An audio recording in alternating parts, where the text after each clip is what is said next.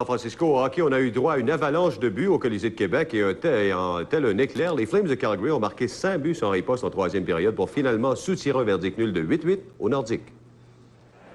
Le ciel est tombé sur la tête des Nordiques de Québec ce soir au Colisée. Tout avait pourtant bien commencé. En début de match, Jiri Andina devait mériter une punition de 5 minutes et d'une inconduite de match.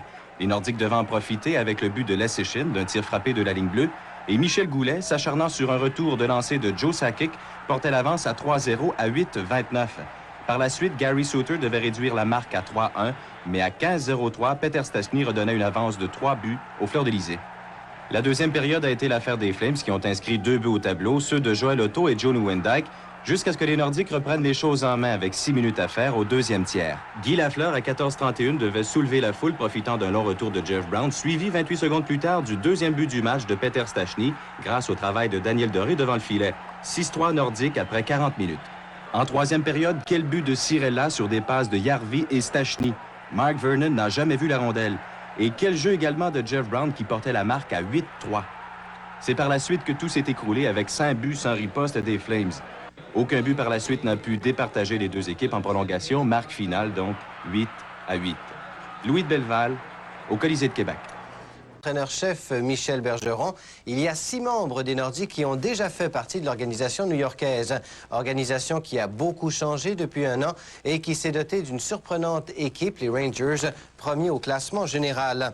Et Guy Lafleur est un de ceux qui a laissé sa marque dans le cœur des partisans et des partisanes. Darren Turcotte a la réputation d'être avare de ses passes.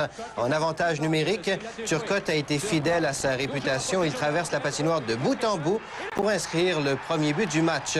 Il y a eu du brasse camarade en première période. Les défenseurs Robert Picard et Joe Cirella qui attendent le feu vert pour se mêler à la fête. Ils l'obtiennent de Bergeron. Ce fut des retrouvailles sans grand dégât impliquant principalement Randy Muller et Ken McRae. En deuxième période, comme pour me faire mentir, Turcotte effectue une très belle passe à Brian Leetch qui va déjouer le défenseur et avant de loger la rondelle dans le haut du filet, le 4e cette saison pour l'excellent défenseur des Rangers. Le duo Turcotte-Leetch a poursuivi son beau travail. C'est le gardien John Van Beesbrook qui relance l'attaque avec une belle passe à Leetch qui remet à Turcotte. Finalement, Leetch qui glisse la rondelle entre les jambières de Fizet. 3-0 Rangers.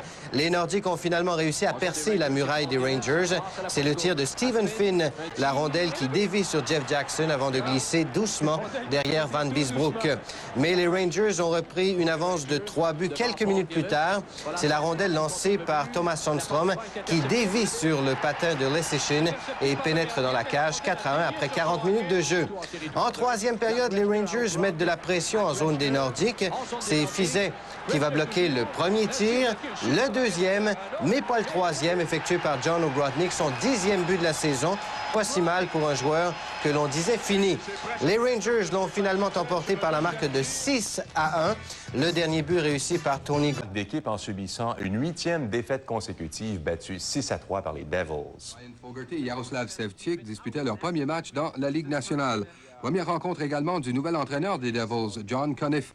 En début de première, Sylvain Turgeon aurait pu être blessé gravement lorsque son bâton a détaché une partie de la rampe. Le match a été interrompu durant 10 minutes. Après un but de Ken Daneyko, Hiro Järvi, sur le retour du tir de Ken McRae, enfilait son 2e de la saison pour niveler la marque 1-1. Mais à 17 minutes, Bruce Driver a saisi son propre retour et enfilait son 3e de la saison, 2-1 New Jersey.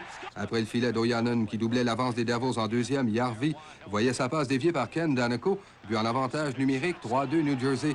Daneyko n'a pas mis de temps à racheter sa bévue 13 secondes plus tard. Il comptait son 2e de la saison déjouant Sergei Milnikov à son 2e match cette saison devant le filet des Nordiques. Puis, à 18-21, Milnikov a fait l'arrêt devant Sylvain Turgeon, mais aucune chance sur le retour. Le 7e de la saison de Mark Johnson, 5-2 Devils après 2. Malgré les difficultés de son équipe, Michel Bergeron a promis de garder son calme. Sur un jeu de Guy Lafleur et Marc Fortier, Paul Gillis marquait son premier de la saison en 3e. Battu 6-3 par les Devils, les Nordiques encaissaient un 7e revers en 8 matchs sur la route cette saison.